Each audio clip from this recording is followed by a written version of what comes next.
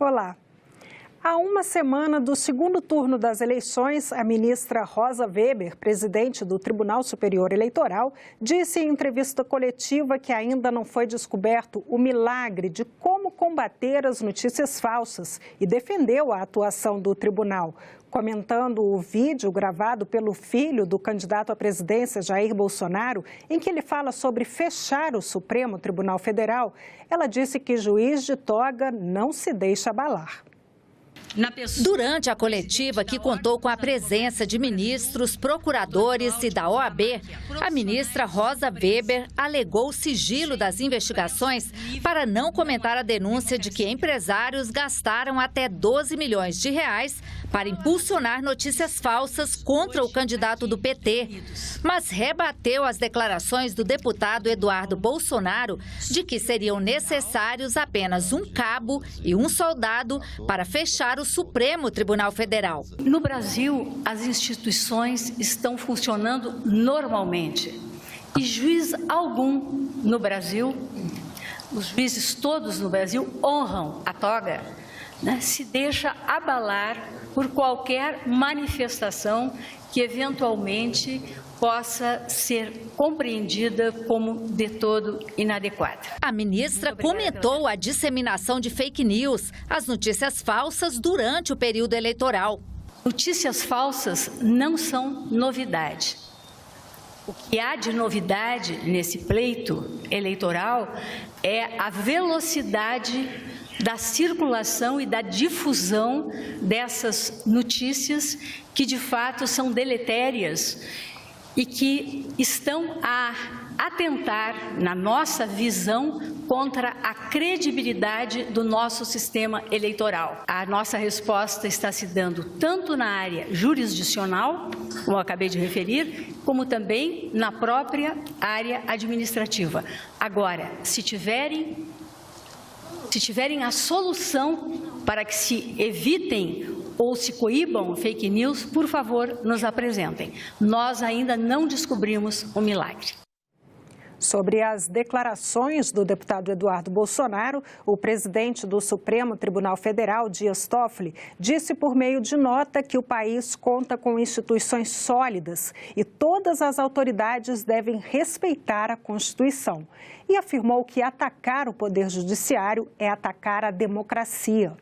Já o candidato à presidência da República, Jair Bolsonaro, afirmou nesta segunda-feira que o filho, Eduardo Bolsonaro, errou e já foi advertido pelas declarações. Fake news ou notícias falsas são mesmo o assunto deste período eleitoral. Você sabe a diferença entre troca de mensagens nas redes sociais e propaganda política? É possível combater as fake news na internet? De acordo com especialistas, diante do que aconteceu nesta eleição de 2018, a legislação brasileira deverá ser atualizada. Em junho passado, o TSE promoveu um seminário internacional para analisar o fenômeno das fake news, com a participação de especialistas da União Europeia. Mas a campanha já andava toda na internet e, quando baixou as regras para a eleição, o tribunal não enquadrou a rede de mensagens mais popular no Brasil. O Tribunal Superior Eleitoral, que disciplinou a internet, não tratou exatamente do WhatsApp.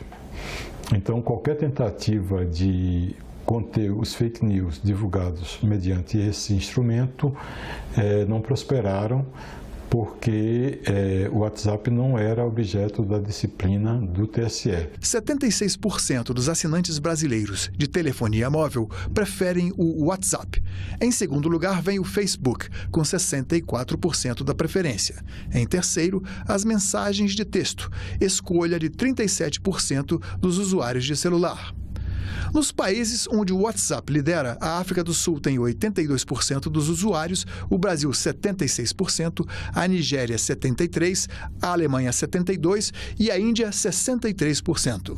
Para muitos estudiosos, combater as fake news é uma tarefa quase impossível diante do poder de convencimento da imagem. Se eu estou disseminando conteúdos que são inverídicos, eu consigo convencer pela imagem também. Porque a imagem diz assim, olha, isso aqui é real. Só que você, no WhatsApp ou nas redes sociais, você acaba dissociando o conteúdo textual da imagem. E a imagem justifica o texto. Então, a imagem ela tem um poder de verdade. Uma agência de checagem monitorou 347 grupos do WhatsApp no período que antecedeu o primeiro turno da eleição. Das 100 mil imagens de conteúdo político, foram selecionadas as 50 mais populares. E destas, apenas 4 foram checadas como verdadeiras. Na página de Democracia Digital da Fundação Getúlio Vargas, é possível monitorar online o debate público durante as eleições. Só que combater a desinformação via o WhatsApp é uma tarefa muito mais complicada. É difícil, porque a informação, primeiro que se espalha muito rápido e não necessariamente a autoria... O disparo da informação ela vem de uma única fonte, né? Então ela pode ser disseminada no mesmo momento ali de pontos diferentes, geograficamente ou de números diferentes. Então é realmente um processo mais complicado de rastreio da informação. O WhatsApp se mostrou eficaz, principalmente na difusão de notícias falsas, mas não apenas, também na difusão dos candidatos, e incontrolável. O TSE disse que se armou para enfrentar as chamadas fake news, as notícias falsas, e não está conseguindo. Mais de 11 milhões de brasileiros não estudam nem trabalham. São os chamados jovens nem-nem, que já perderam a esperança de encontrar um emprego. Este é o tema do especial Cidadania, publicado nesta terça-feira no Jornal do Senado. Mais informações com a jornalista Fernanda Vidigal.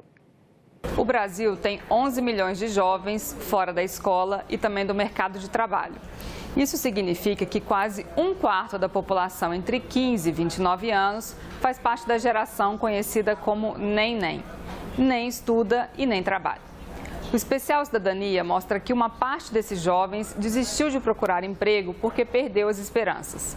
E segundo os especialistas ouvidos, uma das causas do problema é a falta de qualificação para entrar no mercado de trabalho.